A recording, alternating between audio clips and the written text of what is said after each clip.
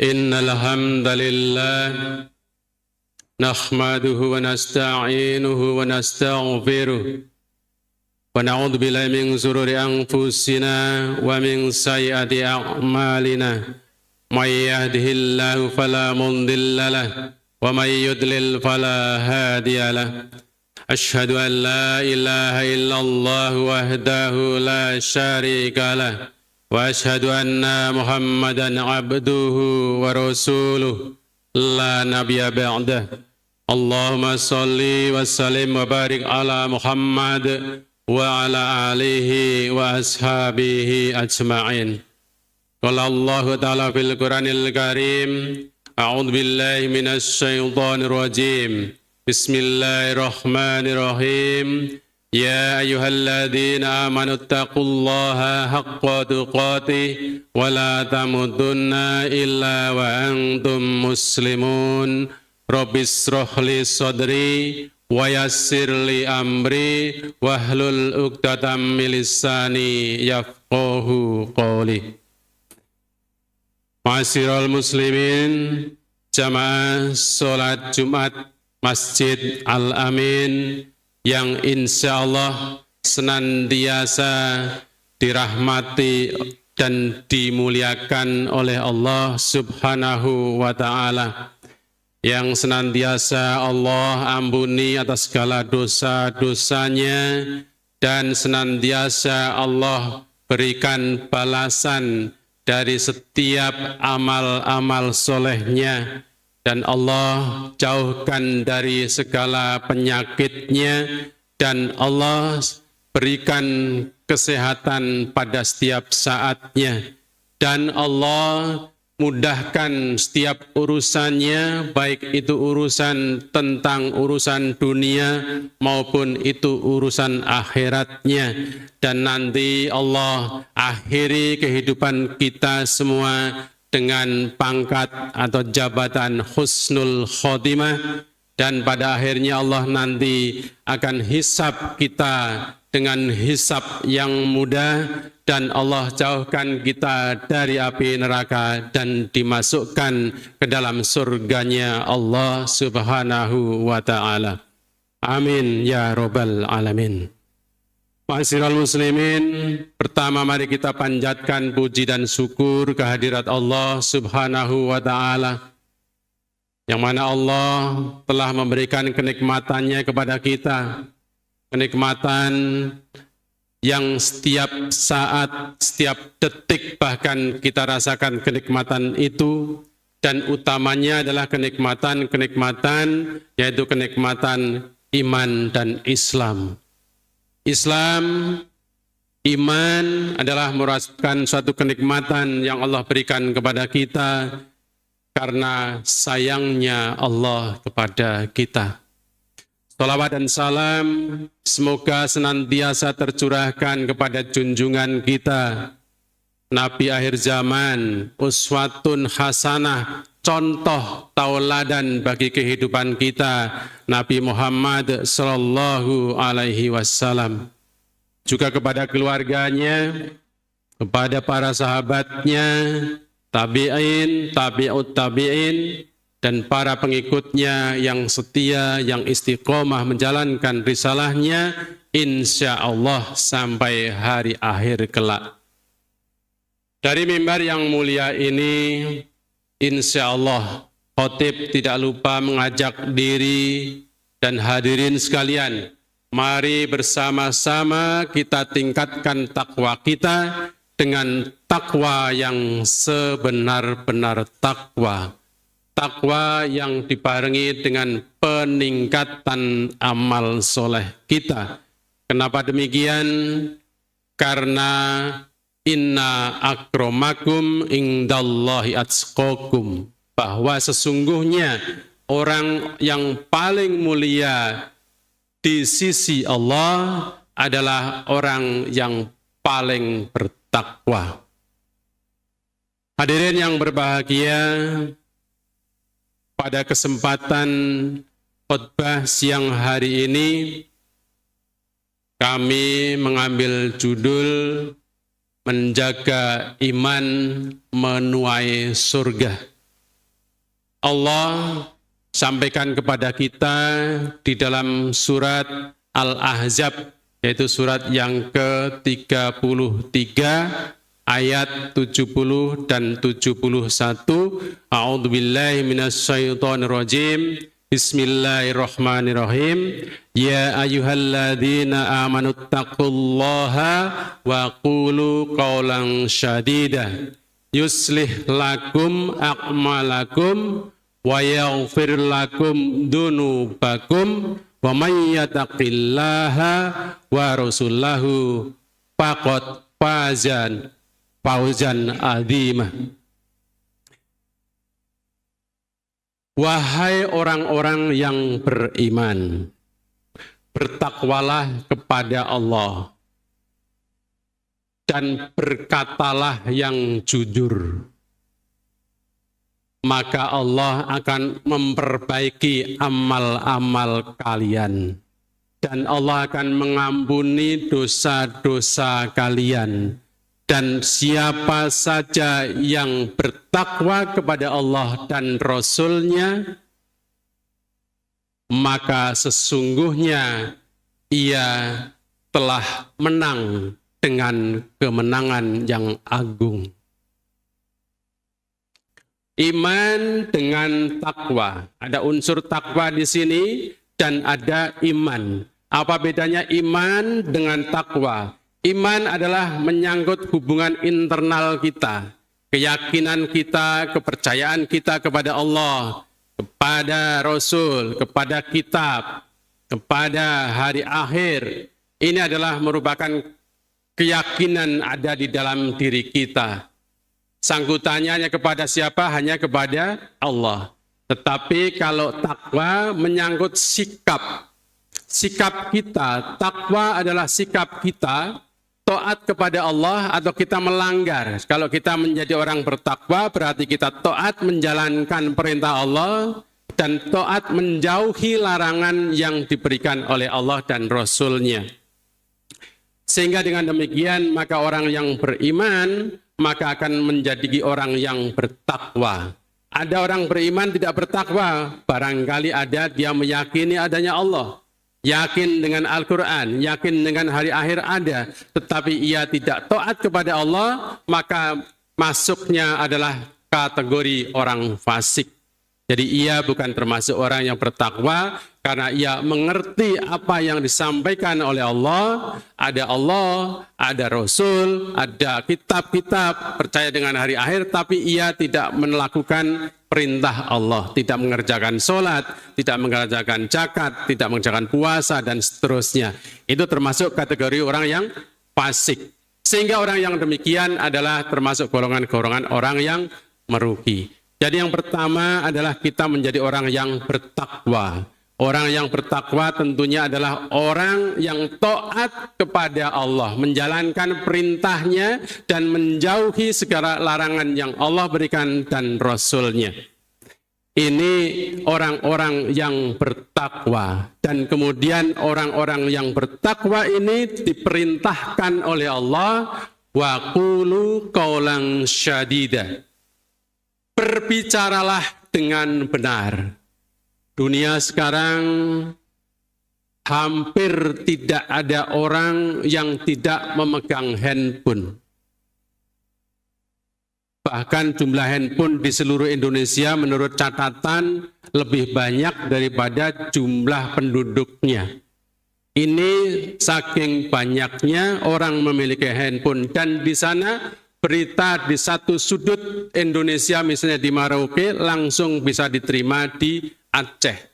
Padahal jaraknya cukup jauh. Itulah menunjukkan bahwa yang namanya komunikasi, apakah komunikasi lisan atau komunikasi dengan jempol, menunjukkan bahwa itu sudah menjadi hal yang biasa.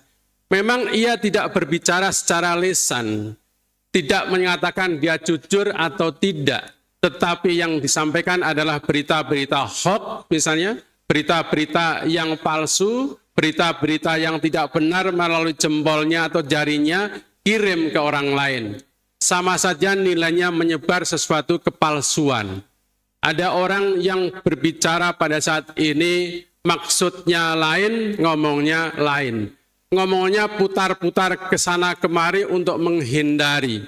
Ini adalah menunjukkan bahwa lisan atau ucapan menjadi penting, sehingga sebenarnya ia tidak jujur, sehingga ia apa yang disebut dengan memutar lidah, karena lidah tak bertulang, sehingga bicaranya apa saja untuk mengelabui. Padahal sebenarnya kejadiannya tidak seperti itu, tetapi dia ucapkan seolah-olah terjadi seperti itu. Ini adalah menunjukkan bahwa ada satu ketidakjujuran di dalam perkataan. Padahal Allah sampaikan kepada kita, diperintahkan untuk apa? Wa qulu qawlan syadida, yaitu berbicara dengan jujur. Berbicara dengan jujur, berbicara dengan benar, tidak menyimpang, tidak belok sana, belok sini, ngomongnya A tapi maksudnya B. Ini adalah menunjukkan bahwa yang bersangkutan belum memenuhi kriteria orang yang berkata jujur. Nah, orang-orang demikian tentunya menjadi orang yang dipertanyakan keimanan dan ketakwaannya kepada Allah. Maka orang yang disampaikan, yang disebutkan di sini dibatasi oleh Allah, yaitu orang yang beriman, yang bersifat takwa, dan kemudian ia berkatalah yang jujur. Lalu dengan kejujuran, berkata yang jujur, kemudian ia sudah bertakwa. Lalu orang ini akan mendapatkan buahnya, akan mendapatkan hasilnya. Yaitu hasilnya adalah di dalam Al-Ahzab surat yang 71 seperti tadi saya sampaikan, yuslih lakum a'malakum. Allah akan memperbaiki amal-amal kita. Yakinkah amal kita tidak tercemar oleh riya? Yakinkah amal-amal kita ini diterima oleh Allah? Yakinkah bahwa amal-amal kita ini sesuai dengan ketentuan Allah, ketentuan Rasulullah? Oleh karena itu, karena ini ada kemungkinan amal-amal yang kita lakukan, amal-amal yang kita perbuat, ini adalah ada unsur riya di dalamnya, mungkin ada unsur dosa, ada unsur tidak ikhlasnya di dalam, maka Allah akan perbaiki amal kita dan Allah sempurnakan amal kita agar kita menjadi orang yang beruntung. Jadi apabila kita melakukan amal, kita sudah sedekah 1 juta, tapi ada terbersit dalam hatinya, saya bisa dipuji bahwa amal saya ini adalah amal yang baik, amal soleh, amal yang bisa diberikan kepada orang lain, saya tunjukkan kepada orang lain, biar dinilai saya menjadi orang kaya. Ini adalah menunjukkan adanya unsur riya di dalamnya. Orang yang sombong di dalamnya. Tapi apakah ini diterima atau tidak amalnya, maka itu kita harus menjadi orang beriman, bertakwa, dan berkata jujur, maka Allah akan memperbaiki amal-amal kita. Tentunya ini adalah suatu kemurahan dari Allah. Ini adalah suatu rahmat dari Allah bagi orang yang bertakwa tadi, sehingga dosa kita, amal-amal yang kita lakukan akan diperbaiki. Jadi kalau amal kita ada yang compang-camping, ada yang robek sana, robek sini, ada yang bolong sana, bolong sini, maka Allah akan rapatkan, yang compang-camping akan dirapikan sehingga amalnya menjadi sempurna dan Allah akan balas nanti. Dan pembalasannya di mana? Tentu sebagian sudah dinikmati di dunia dan sebagian besar amal itu, bahkan ada yang menyatakan 99% balasan dari apa yang kita lakukan di dunia ini nanti akan diterima oleh Allah di akhirat. Jadi yang 1% hanya dicicipkan dalam kehidupan di dunia ini. Jadi kalau kita merasakan akibat atau efek amal dari yang kita perbuat, maka itu hanya 1%-nya. Dan jika itu sempurna, maka kita akan menjadi orang yang menang dengan mendapatkan kemenangan yang agung. Lalu setelah kita diperbaiki amal-amal kita, lalu Allah sampaikan kepada kita, wa yaghfir lakum dzunubakum. Allah akan mengampuni dosa-dosa kita. Jadi dosa-dosa yang kita perbuat, dosa-dosa yang kita lakukan, yang dahulu maupun yang sekarang, Allah akan ampuni. Tentu orang-orang yang mendapatkan keimanan, mendapatkan ketakwaan, insya Allah akan dituntun Allah mendapatkan taufik dan hidayah. Apa bedanya taufik dengan hidayah? Hidayah adalah merupakan suatu petunjuk umum. Artinya kadang-kadang kita kalau misalnya mendapatkan atau menjumpai orang-orang yang bukan Islam, kadang-kadang kita mengatakan semoga mereka mendapatkan hidayah.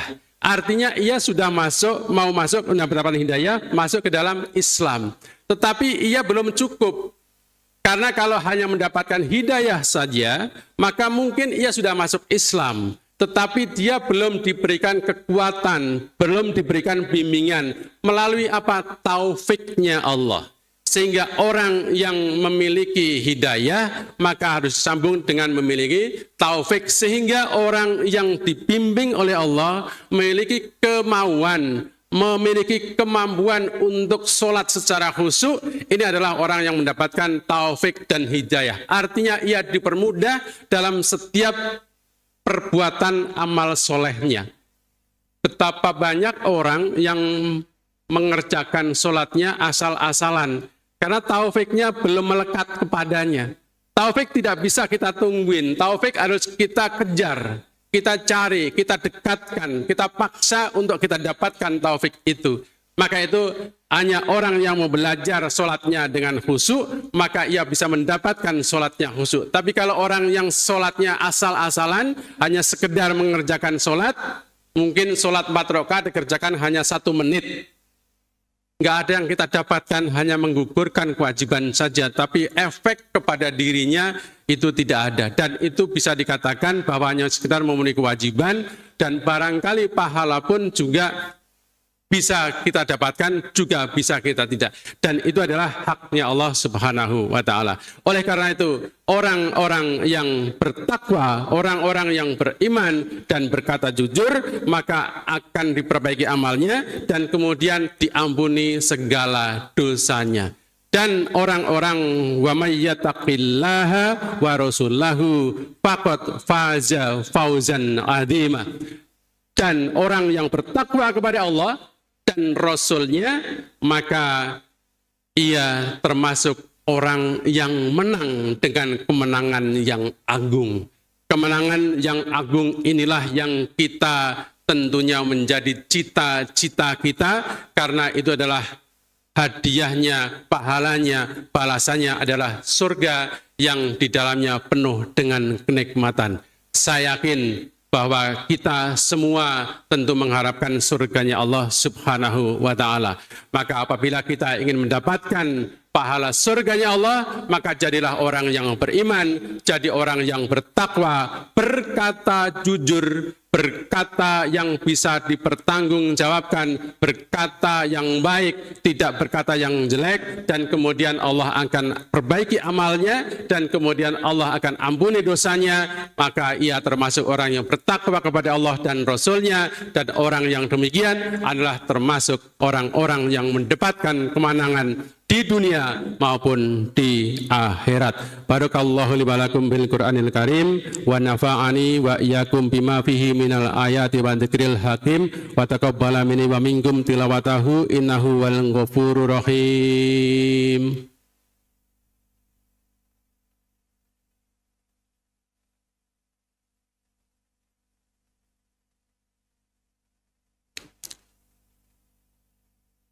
Subhanallah walhamdulillah wa la ilaha illallah wallahu akbar la hawla wa la quwata illa billahil aliyyil azim. Asyhadu an la ilaha illallah wahdahu la syarika lah wa asyhadu anna Muhammadan abduhu wa rasuluh la nabiyya ba'dah. Allahumma shalli wa sallim wa barik ala Muhammad wa ala alihi wa ashabihi ajma'in. Qala Allahu ta'ala fil Qur'anil Karim, a'udzu billahi minasy syaithanir rajim. Bismillahirrahmanirrahim. Wal 'asri innal insana lafi usrin illal ladzina amanu wa 'amilus solihati wattawassaw bil haqqi wattawassaw bis sabr. Hadirin yang berbahagia, tentu kita sebagai manusia yang mengharapkan ridho dari Allah Subhanahu wa taala untuk meningkatkan ketakwaan kita, maka tentunya salah satu hal yang harus kita lakukan adalah kita saling menasihati sesama saudara seiman dan seislam. Akhirnya kita sampai pada penghujung khutbah pada siang hari ini. Mari kita tundukkan kepala kita, tengadahkan tangan kita, khusukkan hati kita, kita memohon kepada Allah Subhanahu wa taala.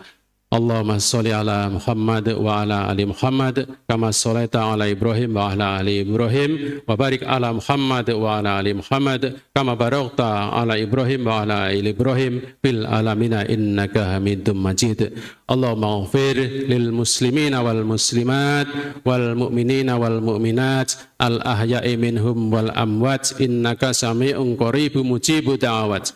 Rabbana la tu'akhidhna in nasina aw akhtana Rabbana wa la tahmil alaina isran kama hamaltahu ala ladina min qablina Rabbana wa la tuhammilna ma la taqata lana bih wa'fu anna waghfir lana warhamna anta maulana fansurna 'alal qaumil kafirin Rabbana hab lana min azwajina wa dhurriyyatina qurrata a'yunin waj'alna lil muttaqina imama Rabbana srif 'anna 'adzab jahannam inna 'adzabaha kana gharama innaha sa'at mustaqarra wa muqama Rabbana atina fid dunya hasanah wa fil akhirati hasanah wa qina 'adzabannar subhana rabbika rabbil izzati amma yasifun wassalamun 'alal mursalin walhamdulillahi rabbil alamin.